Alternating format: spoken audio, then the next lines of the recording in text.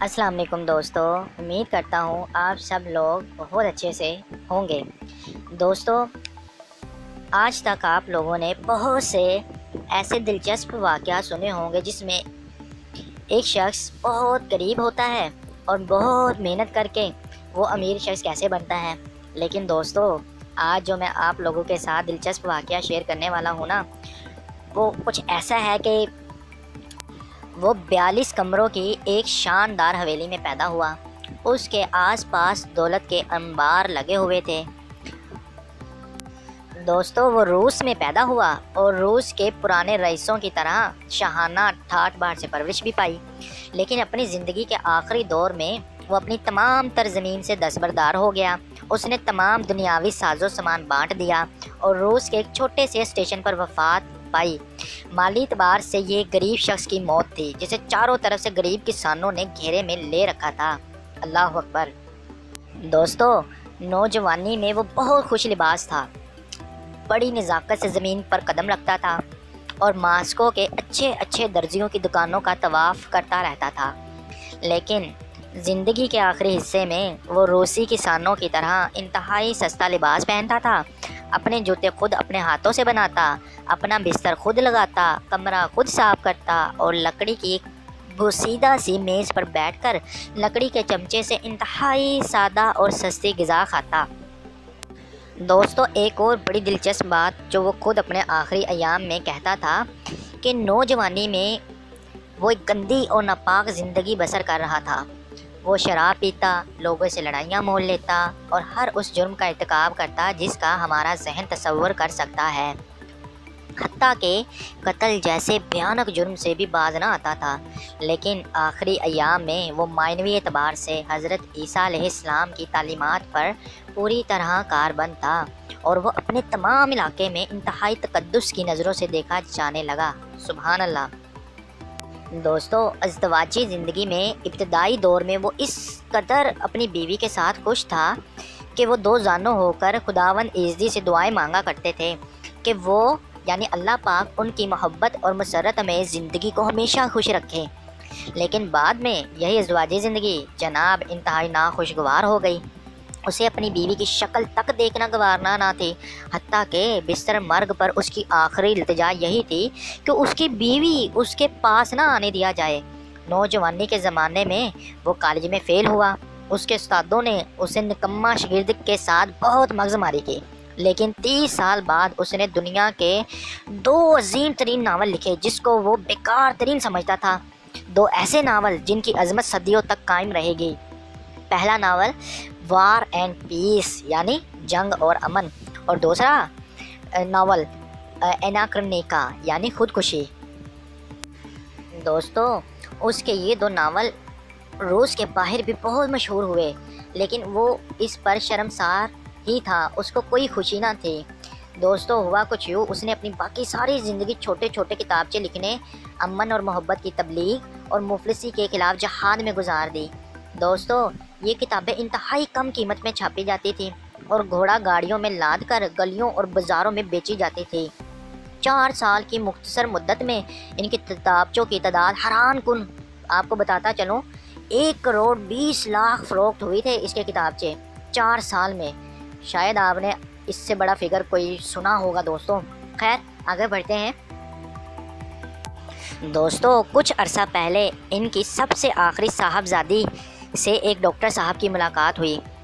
वो साहबजादी इन साहब के ज़िंदगी के आखिरी अयाम में एज ए सेक्रेटरी काम करती रही और मौत के वक्त भी इनके पास मौजूद थी। और अब वो ज़रई फार्म पर काम करते हुए ज़िंदगी के दिन पूरे कर रही है। अल्लाह अकबर। ਇੱਥੇ ਲੋਕੀ ਪੈਸੇ ਦੇ ਪਿੱਛੇ ਇੱਕ ਦੂਜੇ ਨੂੰ ਮਾਰੀ ਜਾ ਰਹੇ ਨੇ ਤੇ ਇਦਾਂ ਦੇ ਲੋਕ ਵੀ ਨੇ ਜਿਹੜਾ ਆਪਣਾ ਸਾਰਾ ਪੈਸਾ ਦੁਨੀਆ ਦੇ ਇਲਮ ਨੂੰ स्प्रेड ਕਰਨ वास्ते ना लगाता। वाह सुभान अल्लाह। दोस्तों, उस लड़की ने अपने बाप के मुतल्लक एक किताब भी लिखी है। उसका नाम है दास्तान अलम। और दोस्तों, ये बहुत बड़ी हकीकत भी है कि उसके बाप की ज़िंदगी एक बहुत बड़ा अलमिया है और इस अलमिये में सबसे बड़ी वजह उसकी अज़दवाजी ज़िंदगी थी। उसकी बीवी ऐशो आराम की दिलोदादा थी और वो इन चीज़ों से सख्त नफ़रत करता था। وہ شہرت اور وقار کی بھوکی تھی، اور یہ جناب ان چیزوں کی کوئی بکت نہ تھی ان کے دل میں۔ بیوی کو دولت سے محبت تھی، اور ان کو دولت اکٹھی کرنا اور ذاتی جائیداد رکھنا بہت بڑا گناہ لگتی تھی۔ وہ اس خیال کی حامی تھی کہ اقتدار جبر کا دوسرا نام ہے، یعنی کہ وہ اس کو کہتی تھی کہ جبر کرو عوام پر، نہ کہ ان سے محبت رکھو، ان سے نزدیکیاں بڑھاؤ۔ اور جناب کا نظریہ تھا کہ صرف محبت سے ہی لوگوں کے دل جیتے جا سکتے ہیں۔ واہ واہ، کیا بات ہے دوستو۔ جب اس کی بیوی حسد کی آگ میں جلنے لگی تو دونوں کے تعلقات میں زیادہ کشیدگی پیدا ہو گئی۔ اسے اپنے خاوند کے دوستوں سے سخت نفرت تھی۔ اس نے اپنی سگی بیٹی تک کو گھر سے نکال دیا، اوہو، اور پھر انتہائی غصے کی حالت میں کمرے میں لگی اپنی بچی کی تصویر کو گولی کے نشانے سے فرش پر گرا دیا۔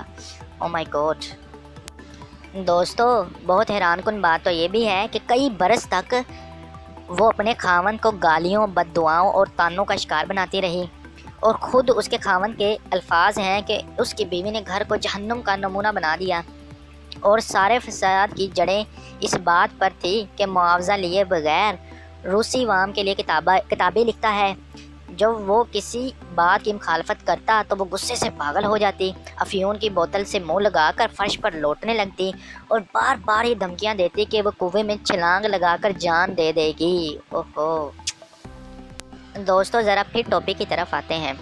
ان دونوں کی شادی کو تقریباً 50 برس گزر چکے تھے۔ بعض اوقات وہ اپنے شوہر کے سامنے دو زانوں ہو کر التجا کرتی کہ اس نے 48 برس پہلے اپنی ڈائری میں اس کے متعلق جو رومانوی تاثرات قلم بند کیے تھے، یعنی رومانٹک کچھ لکھا ہوگا نا اپنی بیوی کے بارے میں، وہ کہتی اسے پڑھ کر سنائے۔ جب وہ خوشی کے اس دور کے واقعات اپنی ڈائری سے پڑھ کر سناتا تو وہ دونوں زاروں کے تار رونے لگتے۔ آخر کار جب وہ 82 برس کا ہوا تو اس میں اتنی ہمت نہ رہی کہ اپنے ناخوشگوار ماحول کا مزید مقابلہ کر سکے۔ چنانچہ 21 اکتوبر 1910 میں ایک تاریک اور کھٹک رات کو گھر سے نکل گیا، یہ جانے بغیر کہ اس کی منزل کون سی ہے۔ 11 روز بعد وہ نمونیے کا شکار ہو کر یہ کہتا ہوا ایک ریلوے اسٹیشن پر انتقال کر گیا کہ اللہ تعالیٰ مسبب الاسباب ہے۔ اس کے آخری الفاظ یہ تھے، جستجو، مسلسل جستجو۔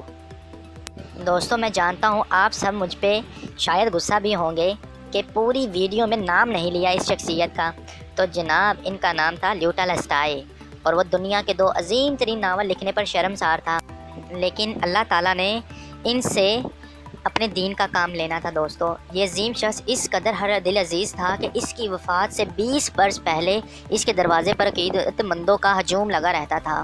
ہزاروں لوگ دور دراز سے یہ خواہش دل میں لیے وہاں آتے تھے کہ اس کی جھلک دیکھ سکیں، اس کی باتیں سن سکیں، اس کے ہاتھ کو بوسہ دے سکیں۔ دوستو، اس شخص کی زندگی اور نظریات کے بارے میں کم و بیش 23,000 کتابیں لکھی گئی ہیں، 23,700 کتابیں اور 56,000 مضامین لکھے جا چکے ہیں۔